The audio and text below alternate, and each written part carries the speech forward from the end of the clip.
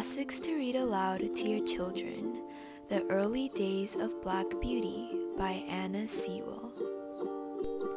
The first place I can well remember was a large pleasant meadow with a pond of clear water in it. Some shady trees leaned over it, and rushes and water lilies grew at the deep end. Over the hedge on one side we looked into a plowed field, and on the other we looked over a gate of our master's house, which stood by the roadside. At the top of the meadow was a grove of fir trees, and at the bottom a running brook overhung by a steep bank. While I was young, I lived upon my mother's milk, as I could not eat grass. In the daytime I ran by her side, and at night I lay down close by her. When it was hot, we used to stand by the pond in the shade of the trees, and when it was cold, we had a nice warm shed near the grove. As soon as I was old enough to eat grass, my mother used to go out to work in the daytime and come back in the evening. There were 6 young colts in the meadow besides me. They were older than I was. Some were nearly as large as grown-up horses. I used to run with them and had great fun. We used to gallop all together round and round the field as hard as we could go. Sometimes we had rather rough play, for they would frequently bite and kick as well as gallop. One day, when there was a good deal of kicking, my mother whinnied to me to come to her, and then she said, "I wish you pay attention to what I am going to say to you. The colts who live here are very good colts, but they are cart horse colts, and of course they have not learned their manners. You have been well bred and well born. Your father has a great name in these parts, and your grandfather won the cup 2 years at the Mews Market races. Your grandmother had the sweetest temper of any horse I ever knew, and I think you have never seen me kick or bite. I hope you will grow up gentle and good and never learn bad ways. Do your own work with a good will. Lift your feet up well when you trot, and never bite or kick even in play." I have never forgotten my mother's advice. I knew she was a wise old horse, and our master thought a great deal of her. Her name was Duchess, but he often called her Pet. Our master was a good, kind man. He gave us good food, good lodging, and kind words. He spoke as kindly to us as he did to his little children. We were all fond of him, and my mother loved him very much. When she saw him at the gate, she would neigh with joy and trot up to him. He would pat and stroke her and say, "Well, old Pet, and how is your little darky?" I was a dull black, so he called me Darky. Then he would give me a piece of bread, which was very good, and sometimes he brought a carrot for my mother. All the horses would come to him, but I think we were his favorites. My mother always took him to the town on market day in a light buggy. There was a plowboy, Dick, who sometimes came into our field to pluck blackberries from the hedge. When he had eaten all he wanted, he would have what he called fun with the colts, which was throwing stones and sticks at them to make them gallop. We did not mind much, for we could gallop off, but sometimes a stone would hit and hurt us. One day he was at this game and did not know that the master was in the next field, but he was there, watching what was going on. Over the hedge he jumped in a snap, and catching Dick by the arm, he gave him such a box on the ear as made him roar with pain and surprise. As soon as we saw the master, we trotted up nearer to see what went on. "Bad boy," he said, "bad boy, to chase the colts. This is not the first time nor the second, but it shall be the last. There, take your money and go home. I shall not want you on my farm again." So we never saw Dick anymore. Old Daniel, the man who looked after the horses, was just as gentle as our master, so we were well off. Before I was 2 years old, a circumstance happened that I had never forgotten. It was early in the spring. There had been little frost in the night, and a light mist still hung over the woods and meadows. I and the other colts were feeding at the lower part of the field, when we heard, quite in the distance, what sounded like the cry of dogs. The oldest of the colts raised his head, pricked his ears, and said, "These are the hounds," and immediately cantered off, followed by the rest of us to the upper part of the field, where we could look over the hedge and see several fields beyond. My mother and an old riding horse of our master's were also standing near and seemed to know all about it.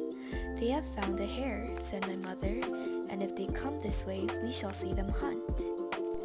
And soon the dogs were all tearing down the field of young wheat next to ours. I never heard such a noise as they made.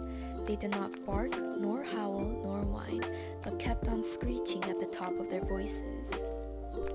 After them came a number of men on horseback, some of them in green coats, all galloping as fast as they could. The old horse snorted and looked eagerly after them, and we young colts wanted to be galloping with them, but they were soon away in the fields lower down. Here it seemed as if they had come to a stand. The dogs left off barking and ran about every way with their noses to the ground. "They have lost the scent," said the old horse. "Perhaps the hare will get off." "What hare?" I said. "Oh, I don't know what hare. Likely enough, it may be one of our own hares out of the woods. Any hare they can find will do for the dogs and the men to run after."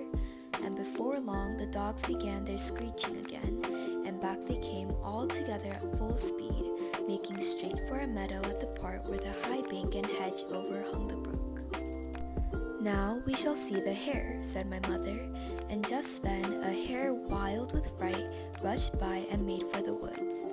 On came the dogs. They burst over the bank, leaped the stream, and came dashing across the field, followed by huntsmen. 6 or 8 men leaped their horses clean over, close upon the dogs. The hare tried to get through the fence. It was too thick, and she turned sharp round to make for the road, but it was too late. The dogs were upon her with their wild cries. We heard one shriek, and that was the end of her. One of the huntsmen rode up and whipped off the dogs, who would have soon torn her to pieces. He held her up by the leg, torn and bleeding, and all the gentlemen seemed well pleased. As for me, I was so astonished that I did not see what was going on by the brook, but when I did, there was a sad sight. 2 fine horses were down. One was struggling in the stream, and the other was groaning on the grass. One of the riders was getting out of the water covered with mud. The other lay quite still. "His neck is broken," said my mother.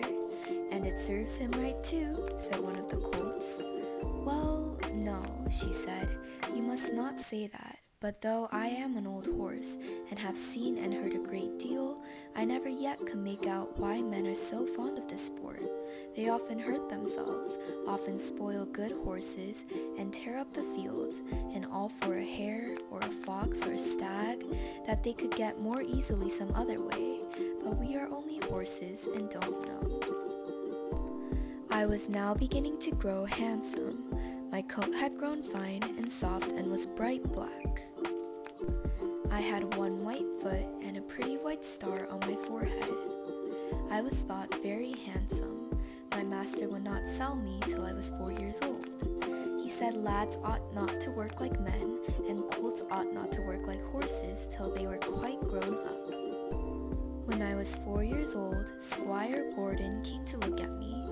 He examined my eyes, my mouth, and my legs. He felt them all down, and then I had to walk and trot and gallop before him. He seemed to like me, and said, "When he has been well broken in, he will do very well." My master said he would break me in himself, as he should not like me to be frightened or hurt, and he lost no time about it, for the next day he began. Everyone may not know what breaking in is, therefore I will describe it. It means to teach a horse to wear a saddle and bridle, and to carry on his back a man, woman, or child, to go just the way they wish, and to go quietly. Besides this, he has to learn to wear a collar, a crupper, and a breeching, and to stand still while they are put on, then to have a cart or a chaise fixed behind, so that he cannot walk or trot without dragging it after him, and he must go fast or slow, just as his driver wishes.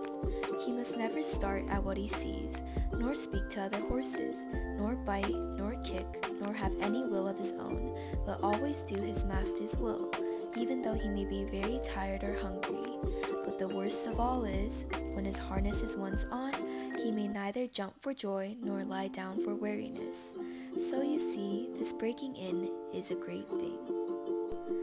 I had of course long been used to a halter and a headstall, and to be led about in the field and lanes quietly. But now I was to have a bit and bridle. My master gave me some oats as usual, and after a good deal of coaxing, he got a bit in my mouth and the bridle fixed. But it was a nasty thing. Those who have never had a bit in their mouths cannot think of how bad it feels, and a great piece of cold hard steel as thick as a man's finger to be pushed in one's mouth, between one's teeth and over one's tongue, with the ends coming out at the corner of your mouth, and held fast there by straps over your head, under your throat, round your nose, and under your chin, so that no way in the world can you get rid of the nasty hard thing. It is very bad, yes, very bad.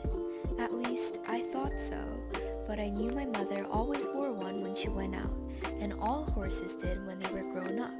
And so, what with nice oats, and what with my master's pats, kind words, and gentle ways, I got to wear my bit and bridle. Next came the saddle, but that was not half so bad. My master put it on my back very gently, while old Daniel held my head. He then made the girths fast under my body, patting and talking to me all the time. Then I had a few oats and a little leading about, and this he did every day till I began to look for oats and the saddle. At length, one morning, my master got on my back and rode me along the meadow on soft grass.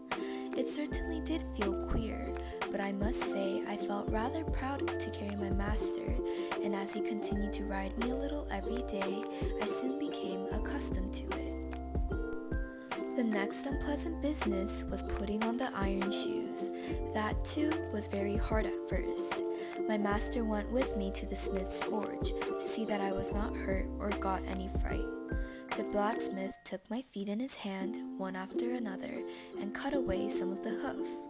It did not pain me, so I stood still on 3 legs till he had done them all. Then he took out a piece of iron to shape of my foot, and clapped it on, and drove some nails through the shoe quite into my hoof, so that the shoe was firmly on. My feet felt very stiff and heavy, but this time I got used to it. And now, having got so far, my master went on to break me to harness. There were more new things to wear. First, a stiff heavy collar just on my neck, and a bridle with great side pieces against my eyes called blinkers, and blinkers indeed they were, for I could not see on either side, but only straight in front of me. Next, there was a small saddle with a nasty stiff strap that went under my tail. That was the crupper. I hated the crupper. To have my long tail doubled up and poked through that strap was almost as bad as the bit. I never felt more than kicking, but of course I could not kick such a good master, and so, in time, I got used to everything and could do my work as well as my mother. I must not forget to mention one part of my training, which I have always considered a very great advantage. My master sent me for a fortnight to a neighboring farmer, who had a meadow which was skirted on one side by the railway. Here were some sheep and cows, and I was turned in among them. I shall never forget the first train that ran by. I was feeding quietly near the fence which separated the meadow from the railway, when I heard a strange sound at the distance, and before I knew whence it came, with a rush and a clatter and a puffing out of smoke, a long black train of something flew by and was gone almost before I could draw my breath. I turned and galloped to the farther side of the meadow as fast as I could go, and there I stood snorting with astonishment and fear. In the course of the day, many other trains went by, some more slowly. These drew up at the station close by and sometimes made an awful screech and groaned before they stopped. I thought it was very dreadful, but the cows went on eating very quietly and hardly raised their heads as the black frightful thing came puffing and grinding past. For the first few days I could not feed in peace, but as I found that this terrible creature never came into the field, nor did me any harm, I began to disregard it, and very soon I cared as little about the passing of a train as the cows and sheep did. Since then, I have seen many horses much alarmed and rested at the sight or sound of a steam engine, but thanks to my good master's care, I am as fearless at railway stations as in my own stable. Now, if anybody wants to break in a young horse well, that is the way. My master often drove me in double harness with my mother because she was steady and could teach me how to do better than a strange horse. She told me the better I behaved, the better I should be treated, and that it was wisest always to do my best to please my master. But, she said, there are a great many kinds of men. They are good, thoughtful men like our master, whom any horse may be proud to serve. And there are bad, cruel men, who never ought to have a horse or a dog to call their own. Besides, there are a great many foolish men, vain, ignorant, and careless, who never trouble themselves to think. These spoil horses more than all, just for want of sense. They don't mean it, but they do it all for that. I hope you will fall into good hands, but a horse never knows who may buy him or who may drive him. It is all a chance for us. But still I say, do your best whatever it is, and keep up your good name.